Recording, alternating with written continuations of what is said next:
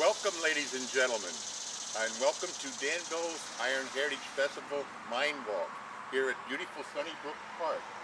And the park has its roots in the iron industry. It was founded by two individuals, Charles and Jenny Lewis, back in the 1920s. Jenny was the granddaughter of William S. Lawrence, the last superintendent of mines for the Reading Iron Company. And her husband Charles was from a well-known Welsh mining family. And again, the Welsh were very prominent in both the mining of the ore here in the Danville area and also in the manufacturing of the wrought iron, the puddling process. For today, we're going to concentrate here on the mining aspect. And again, the mining of iron ore here, or the Danville's Iron Heritage Festival, the history of it begins with the history of its mines. None of it would have been possible except for the location of two distinct veins of iron ore here under beautiful Montour Ridge. Your guides for today's tour is Mr. Herman Jones and Mr. Van Wagner, and my name is Larry Moorden. All of us, the three of us here, are also of Welsh descent. Herman is the great grandson of one Edwin Jones, who came to this country to open mines for the Montour Iron Works. My ancestors, the Bryants, were also Welsh miners who came here to work in the mines. And Mr. Wagner here, although he didn't mine ore, is the only one of the three of us that has actual mining experience in the anthracite coal fields of northeastern Pennsylvania. So again, welcome, and I hope you're able to learn something today from our tour of the iron mines here in the Danville area. And with that, come along with us and we'll show you. The Danville's iron industry is based upon the geology of the area. There never would have been iron manufacturing in Danville if it hadn't have been for the ore that is found in Montour County and the immediate area around Danville. It's a sedimentary rock, and we actually have two versions of ore. There's the Danville ore, or fossil ore, and then there's a separate type of ore called the block ore, or the iron sandstone. Now, the geology of the area originally, historically, would have been a flat floodplain. As the Atlantic Ocean was working inland and out to sea and inland and out to sea, we began to get these flat horizontal beds of rocks deposited in what is now Pennsylvania. So the original geology of what is underneath Pennsylvania would have originally been flat sedimentary rock basins. Beds of sandstone, beds of shale, and in this example, I'll make the blue represent the beds of iron ore. In our case, it's a hematite. Hematite meaning that it is iron that originally came from living organisms. Now obviously Pennsylvania is no longer a flat area, especially here in the Danville area. We live in the Appalachian Mountains. And with continental drift, as North America collided with other continents, the land literally buckled. And in the Danville area, we have what's called an anticline, as you see here with the example of this notebook. And you can see now, instead of flat beds of rocks, we have mountains that go up and over. That would be called an anticline. So in our case, now that the land has been buckled, you can see that the ore goes up and over the mountain like an upside down U. Now in some local areas, the top of the mountain has been eroded away by millions of years of erosion. So therefore, the ore does not always go completely up and over the mountain. It used to, historically. But in some cases, if several hundred feet of the top of the mountain have eroded away, then what you have is what's called an outcrop of the ore. So if you could imagine, if I ripped off just the white sheets of paper here, the blue would come to surface somewhere on the edge of the mountain. And sure enough, on the north side of Montour Ridge, you have Buckhorn, you have Mausdale, in the Sunnybrook area where we're going to be filming today, and all the way on out towards Montandon. On the south side of Montour Ridge, you have Mahoning Township, you have Danville Borough, and on out towards Chilasky in Point Township, Leon Epler Farms, and both sides would have been an ideal place to work the ore.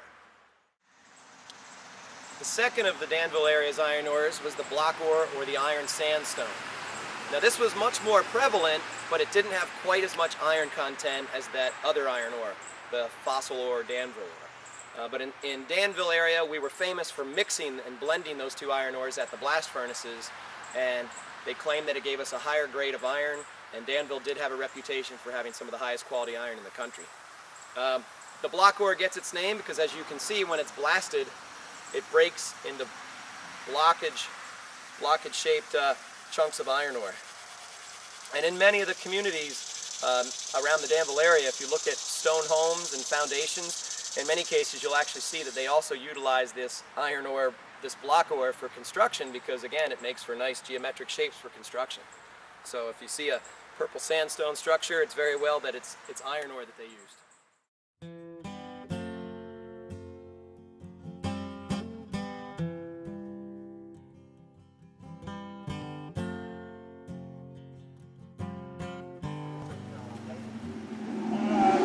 This ore car represents the miners and the mill workers of Danville, Pennsylvania. I built this in 2003 in memory of my great-grandfather, Edward Johns, who came here in 1851 to open mines for Montour Iron Company. And he worked as a miner for 6 years before moving on to getting a small piece of property and becoming a permanent resident of Columbia County.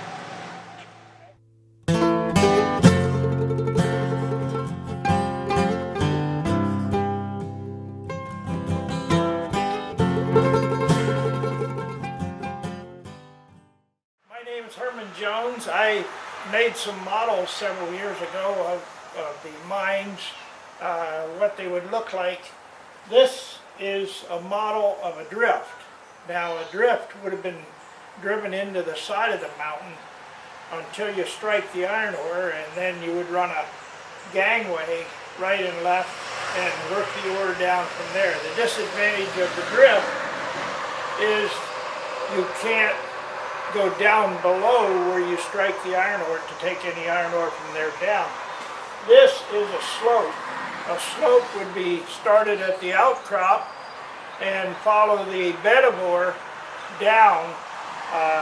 And this is a model of what the slope would look like if you took a slice out of the mountain where there was a slope, and it was started at the outcrop and would go down 75 to 90 feet, and there would be a gangway run right and left at that point so they could work the iron ore that laid in the bed above that down into the cars. This one has 3 gangways. They would run many more than that. Every 75 to 90 feet they would run one. And this is the turntable that they would use to bring the cars out up the slope. The miners would mine the ore from the gangway up. The saying was until they started seeing tree roots coming through the rock. At that point they'd have to quit because the ground would collapse on them if they went further up than that. I have the ore loaded into the chute here, and when they would get the ore to that point, they would release the stop, and Yep. and they would release the stop, and the ore would fall down into the car, and that would load the ore car in the gangway. Then they would bring it out the gangway. This is a bridge. This is a bridge that would go down and close the slope off so that they could use the turntable to change the car. They would have the car in a pocket in the rock opposite the slope, so that, and have the bridge raised so other cars could go down beyond that point. Now I'll turn this and put it back in line with the track of the gangway.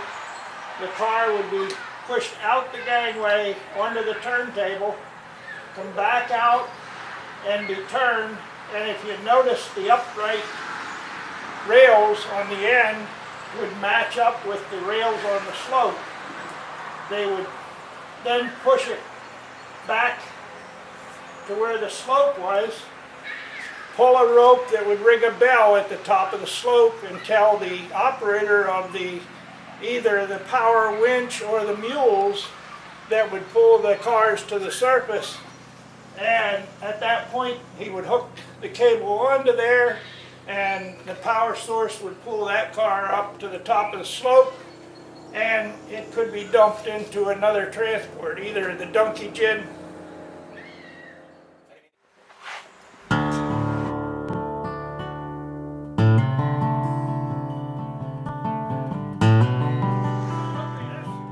This is the Harding Slope at Donkey Gin.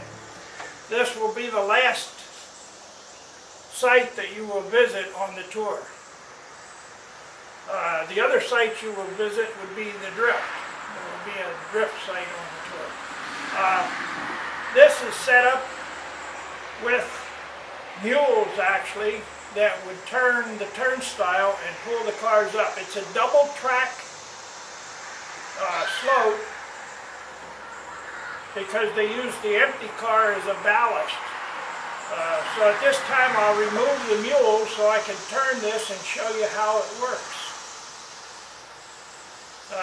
As one car goes down into the mine, the loaded car would be brought up. And the mules, of course, would be turning this all the time. As the loaded car comes up, they would stop it at the top and open the gate, and the iron ore would fall into I have two big pieces would fall into the car below.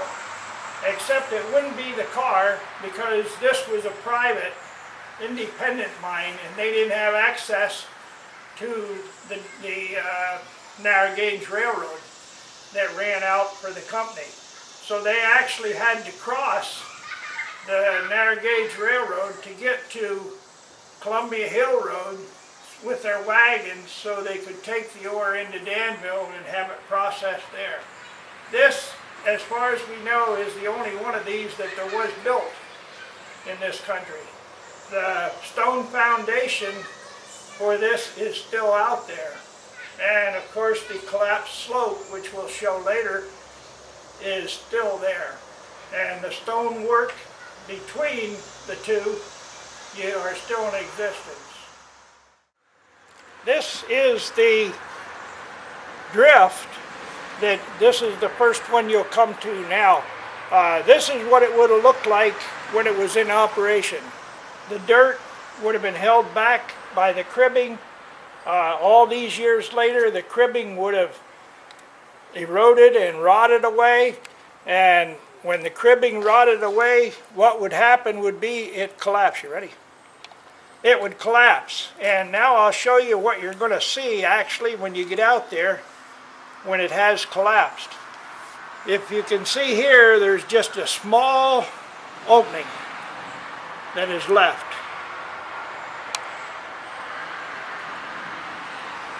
And that is, you won't see this on the one you're going to visit today, but some of them still have an opening that you could actually get into, but don't go into them.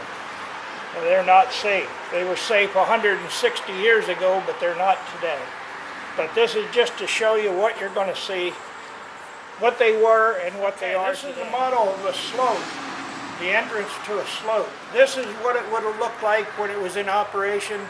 It would have had the same cribbing as the drift, and over the years the cribbing would have rotted away and so forth. So what you're going to see today is basically that. This is what you will see out at the last mine site. Bread of heaven, feed me till I want no more. Feed me till I want no more. Hello, ladies and gentlemen, again. Mr. Wagner and myself have just walked up from Sunnybrook Park on what was the abandoned right-of-way, the narrow gauge railroad of the Reading Iron Company. And this railroad from here extends another 2 miles up the valley to a point up behind Straub's Church at what was then Grove Slope on Montour Ridge. And at first the railroad was put up. At first horses and wagons pulled the ore to Danville, but as production increased, the company, the Montour Iron Works, invested in a narrow gauge railroad, and at first that was pulled by horses. But again, efficiency and technology increased, and the company had small, what they call dinky locomotives. This one is the Montour, and it was built right here in Danville. Its sister engine, the Pennsylvania, which was built in Philadelphia, these two engines ran the ore run, carrying iron ore from the mines and limestone for the company quarries, which was across the valley here on the A.F. Russell estate, into the furnaces in Danville. It was quite a unique little engine. And again, men were very proud of their technological advancements, and they gave them names. And as you can see, this was the Montour.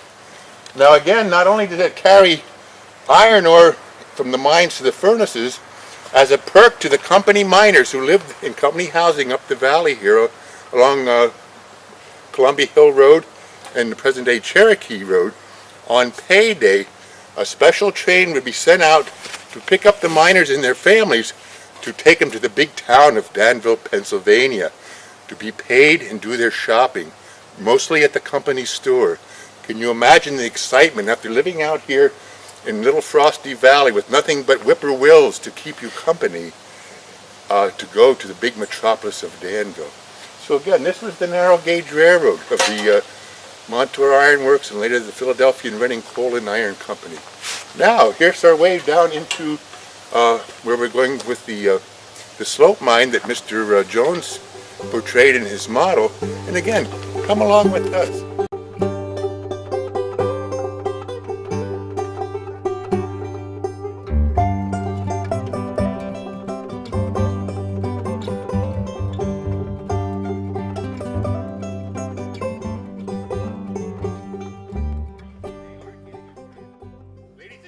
We're here at the mine site, the one that, remember Mr. Jones's model from down in Sunnybrook on the donkey jib.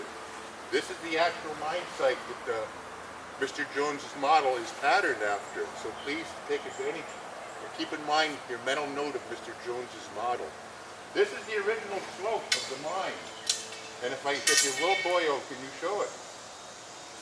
This is Mr. Wagner actually walking down the original slope of the mine. And keep in mind, this is a double track slope. This would have been all timbered up with great timbers. And again, years after the mine was abandoned and the timbers rotted out, everything collapsed, leaving this great hole. The mine itself is deep underground with gangways going left and right, east and west. So, with that, I'll hang up my dinner pail and we'll go to work. Ladies and gentlemen, now, not only is this the original slope, but we'll use your imagination. We're going to use the incline of the slope as the actual work area of the miners. And again, remember, the ore is on a pitch, about 30 to 45 degrees. So the basic tools of the miner back then was the sledgehammer and the star bit. And can you see why it was called a star bit? Notice the end of the bit. Now again, it was close quarters. And the miners worked in teams. One man held the bit, and the other struck it.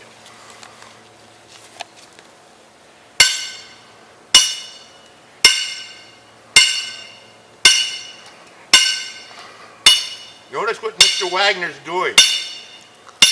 See how he's turning the bit. How does this differ from today's modern equipment, the pneumatic jackhammer, or even a Hildy drill?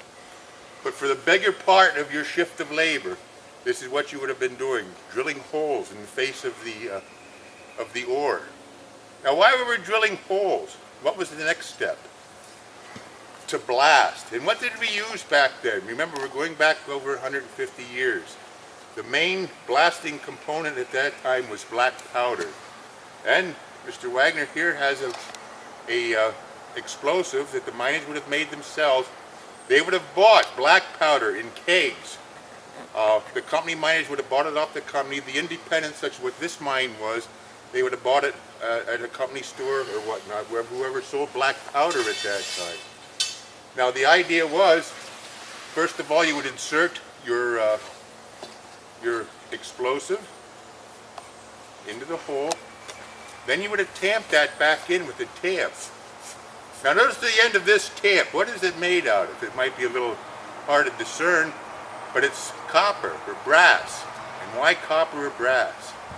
Because it didn't make a spark. And the last thing you wanted to do was prematurely ignite the explosive that you're working right close to. So with that, the explosives tamped in, now you would take what the miners called a needle. And all that was a long rod, again, made out of copper, and again, because of not making a spark. That would have been inserted right back into, and you would have punctured into the explosive charge. Now with that in place, you'd have taken your tamp once again, and notice how the tamp is notched to fit the needle. And with that, you would have started loading up the hole with the dirt and the dust rock, or the rock dust which you have just made, and you would have tamped that solidly back out. Handfuls of clay and dirt. Now, once that was complete, you would carefully withdraw the needle. And again, the reason we did that, instead of a big drill hole going back to our explosive, now we have a small hole the size of our needle going back to our explosive, which will make it a much more powerful detonation.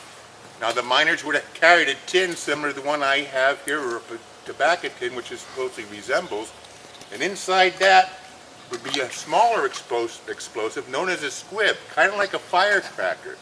And you would insert that into your hole, and to that you would attach the fuse. Now keep in mind, it wasn't just one hole. There might have been up to, say, a dozen holes in the breast of the rock face here that you're working at.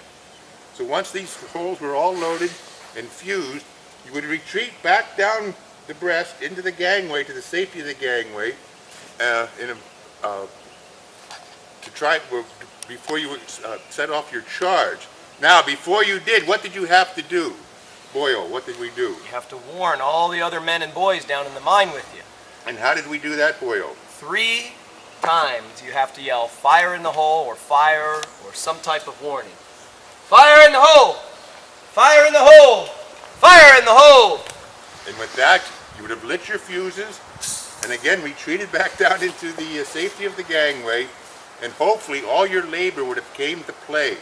And this whole rock face would have exploded, fell out in a heap here in front of you.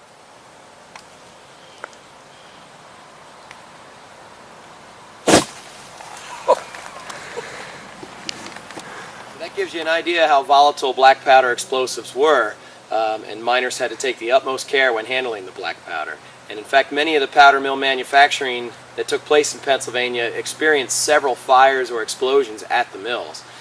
Later on, after the era of Danville iron ore mines, the introduction of dynamite, nitroglycerin made mining in general a lot safer.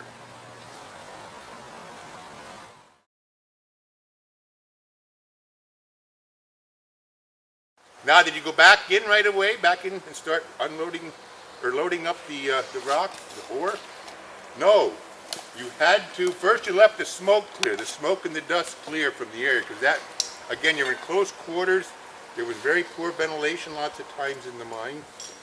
So you would have waited till the dust cleared. And then with that, you had to go in, and first of all, you had to test your roof and pull down all the loose rock that might have been left from your detonation. So you take a steel bar or a tool, and when you tap the roof, this is what you want to hear. But if you tap the roof, and instead you hear a sound like this, A dull thud. that tells you that there's a small void of air on the other side of that piece of roof, and it's only a matter of time till it's going to come down. So we determined that we need to set a prop to hold up that bad piece of roof. So with that, props would have been delivered in the gangway at the base of your work area, and you and your helper would have gone down into the, lugged up a prop. Now this prop would have been used in the gangway. See how tall it is. Boyle, you want to show them a prop for the work area? For the working area, this would have been a more realistic, Appropriate size. a more appropriate size prop. And again, keep in mind the close working area. You only took what you had to. Again, what little documentation we've come up with, the gangways were open enough for a man and a mule to walk upright. The work areas, the breasts where you actually did the mining, was only big enough for a man to square his shoulders to use his tools. Now, in order to make the prop hold tight to the roof, you'd cut a wedge, and that would hold tight against the roof. And that was the idea of a prop. And again, that wasn't opening up or holding up the whole weight of the mountain, only that bad piece of rock. Okay, boyo. Now we can start working our rock down into what we would call a chute, battery also. And with that, it would be loaded into a mine car, similar to what you saw with Mr. Jones there at the Montour County Courthouse. And with that, the mine car would be delivered to the foot of slope. And again, as Mr. Jones explained in this model, this being a slope, there was no natural way to drain the mine. So here they had to at least invest in one steam boiler that would produce steam to be sent down the slope to run a pump to drain the mines, because water was a constantly dripping and running into the mines, and they couldn't operate the mines without having the water pumped out. And again, if you can see the trench left here, and the rock that would have been walled up around the boiler. If you dig down right here, you'll see the ashes, the coal ashes. And again, in the back, if you can just make out the stack, the exhaust stack, and I'm sure that was made out of wrought iron in one of the various mills in Danville. And again, that was the idea of the boiler here at the slope. I cannot impress upon you enough how hard and arduous the life and times work of the miners were. What would we expect to be paid for all this labor? Any idea? Well, for most part, this was before the hourly wage. So you were paid by what you produced. And the average miner in the mines here in Danville would have been paid $1 for 1 ton of ore. And 1 ton of ore, as Mr. Jones probably pointed out at the courthouse with his ore car, one ore car held 1 ton of ore. And that 1 ton of ore would have represented a man's wages for the day, which was $1. Now, out of that dollar, you had to buy your powder, which we just explained. And as a miner, you had to pay your helpers out of your wages. So for $1 a day. Now, the big, for a slope like this, with the gangways, the companies did allow for what they would call dead work. In driving the gangways, you would have mined a certain amount of ore, but again, as I explained, the gangways had to be a little bit bigger to allow for the cars and the mules to walk through, so you had to take a certain amount of waste rock. And the companies, the big iron companies, the Reading Company and its predecessors, Montour and whatnot, they would have made allowances for the miners, and they would have been paid extra for driving the gangways. And usually it was a crew of about 3 men, an experienced miner and 2 or 3 helpers to drive the gangways. And again, they would have been compensated for that. As I mentioned, the black powder, you had to buy that as a company miner. You had to buy your black powder. Props, the company did allow, the props were provided by the company. You didn't have to pay for that. But your tools, you would have had to buy your own tools. And again, it was an interesting time in history. The company mines, this mine here would have been an independent. That is, it wasn't owned by any company. There was a group of men who went together, and the property that they're mining on was the A.F. Russell estate. And I don't know what the business agreement was between Mr. Russell and the gentleman running the mine here, but Mr. Russell would have probably been paid a royalty for every ton that came out of the mine. And the only documentation we have on royalties paid was through Grove Brothers, who had a large slope up the valley, and the Reading Iron Company and its predecessors, the Montour Iron and Steel. And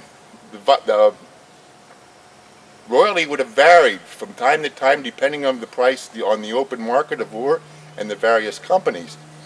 At one time, the Reading Company was paying 37.5 cents per ton royalty. Why the half cent is lost to the ages. Excuse me. And Grove Brothers were paying 30 cents a ton. So people were making, it was quite a business venture here in the Danville area with the mining of the ore. And again, I cannot impress upon you enough either. This was the heart of Danville's iron heritage, was the local ores that the business was based on. Oh, the years of mining. Now, it wasn't until 1838 that Bird Patterson built the first successful blast furnace in the Danville area to smelt the local ores. That furnace was fueled by charcoal. And after that, once they successfully smelted the ore, the business took off. So the mining of ore probably was from like the 1840s up until 1889. That's when the Reading Iron Company ceased operations. Now there might have been a few independents, this mine especially, which nobody knows for sure anymore, that would have operated a few years later. So approximately 50, the mining of ore here in the Danville area would have encompassed 50 years. But it was quite an impressive history at that time. And the miners themselves, again, we're about, by the crow flies, about 3 miles. The circuitous route around would be about 4 or 5 miles. But anyhow, the miners, this was before automobiles, and most of the miners didn't even have a horse and buggy. So they lived along present-day Columbia Hill Road, and farther out with the company, the present-day Cherokee Road. And they would have walked to work because, they had to live within close proximity to the mines themselves. And they weren't all they were miners, that was their vocation, but they were people also. And like we've talked before, most of them were Welsh. They had come from the country of Wales because they had the expertise and experience in mining and manufacturing of iron, which had been going on over there for many years.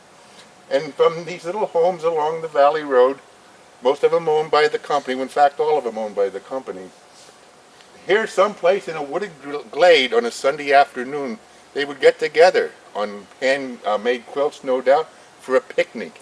And the children would frolic within the wooded glade here. And they would have had a picnic, and probably being Welsh, there would have been music.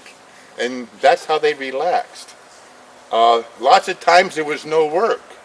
It was either feast or famine. Either you were working as hard as you could, or there'd be no work at all. And when there was no work, the miners would hire out to the local farmers to dig hand-dug ditches and laid up with stone to drain their wet spots in their fields. And all up and down the valley, you can still view these ditches dug by the miners. There was other cottage industries that helped with the local economy. Having mules, the company mule power was the big thing, both in the mines and like here at the harder slope to run the donkey gin. So you had to feed these mules, and you needed hay and straw and oats. So you, as a farmer, you could sell these commodities to the company in the various mines. So that provided for a cottage industry here. Mine prop, such as what Van and I have tried to show here, that was bought from local farmers. If you were a farmer and had a wood lot, in the winter when things were slack in the farm, you could cut mine prop and railroad ties and sell those to the mines. Also, there was a blacksmith shop, 2 of them in fact, Nicholas Kent and William Bowers. Now, Mr. William Bowers is listed in some of the time books that we've recently uncovered and are on display out at the Morrisburg one-room schoolhouse. And Mr. Bowers is listed in there prominently for smithing and repair of tools and whatnot. Not only did he do smith work for the farmers, but he was on the retainer, so to speak, with the ironworks. So that provided to the local economy also. So again, this was all part of Danville's iron heritage and the mining of the iron ore.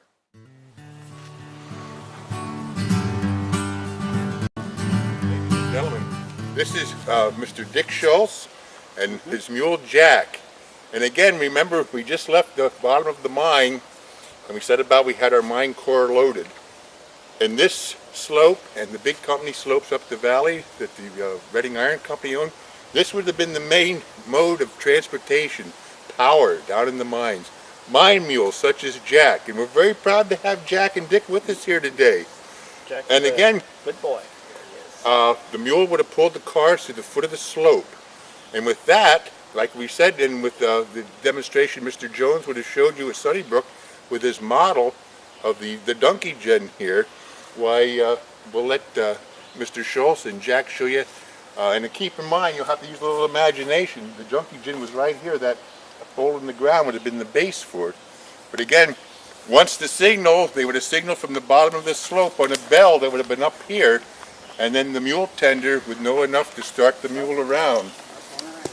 And again, you have to use your imagination with the two cables, one wrapped opposite the other, the empty car up here going down and the full car coming up.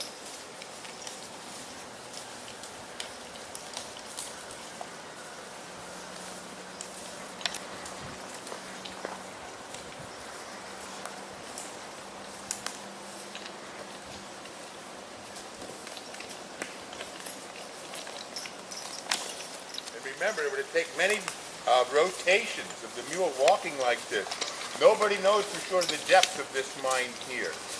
But again, the mule would have had to go several times around, many times around, to pull the cars up from the bottom. We can edit. Thank you, Jack. Thank you. You're welcome. And Jack would be the size of mule that you would use on a job like this. You want a great big one, and I was just going to say, why such a diminutive-sized mule? well, you don't want a big mule for this type of job. Remember, folks, down in the mines there was a very confined space, and the mules would have been bred small like this. Remember, the gangways are only big enough for a man and a mule to walk upright. So does that give you an idea of the headroom down there? That certainly does. And probably they'd have a young boy do this job. This wouldn't be a big man's job. They would probably have And the please, younger set. Mr. Schultz is a very young man. He just had a hard life. We've seen pictures, and again, it's all lost to history, but many times the mules would have had a leather cap on themselves to protect their head from the rock. They might have had a hand torch, similar to my miner's lamp. They would have been attached to the hames on their harness here to help light their way through the mine. And again, get a good picture of Jack. What's interesting with the companies own the mules, and mules meant money. You could be discharged if you that you hurt a mule or abused him in the mines, but a man could be discharged for the abuse in the mines. For the most part, depending on the mule's demeanor, the mule drivers got to be very good friends with them. And for the most part, I don't want to offer Jack tobacco, but a lot of times back then, that was the mules chewed tobacco along with the men. That was a treat for him. But again, I don't want to lead Jack down the wrong path of life. So I brought him a carrot.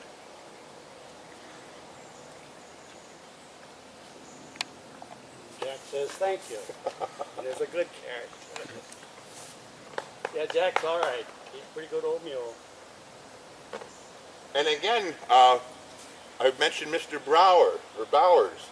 And you know, the mules had to have their feet shod for working on a rock. The floor of the mines were rock, so they had to protect their hoofs. So that was one of the jobs of Mr. The blacksmith here in the area, along with sharpening the miners' tools and whatnot. So it was quite an interesting history. And again, the star of today's show is Jack the Mine Mule. And I can't impress upon you enough how important these animals were to the workings of the iron heritage here in the Danville area. Thank you. Well, I've sung the song of a miner, though I've never worked below. The words just come to me like it's something that I know. Just a borrowed whisper I heard as a kid. Words words of the miners who worked Montour Ridge. The miner is gone, we'll see him